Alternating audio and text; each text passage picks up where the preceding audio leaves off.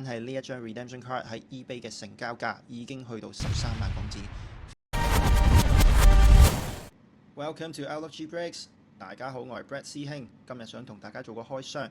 喺開箱之前，想同大家回顧一下早前我哋喺直播入邊開到嘅呢一張 Redemption Card， 佢係一張 Rookie Autograph， 而且係 Gold Parallel， 主角係今年嘅狀元 Cooper Flag。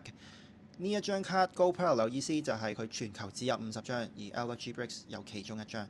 單係呢一張 Redemption Card 喺 eBay 嘅成交價已經去到13萬港紙，非常之誇張。再一次多謝卡主嘅厚愛同支持，佢容許我哋去處理呢一張卡，同埋可以拍一個開箱片同大家分享。多謝佢嘅支持，我哋即刻睇下呢一張卡嘅真面目。Let's go， 一齊睇下。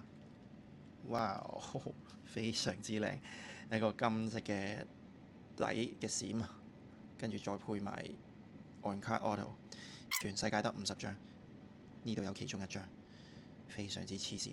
如果大家對運動卡係有興趣，想了解更加多嘅資訊，記得 follow 我哋 Instagram、subscribe 我哋 YouTube channel， 同埋加入埋我哋嘅 WhatsApp 群組，咁你就可以掌握到最新嘅運動卡資訊。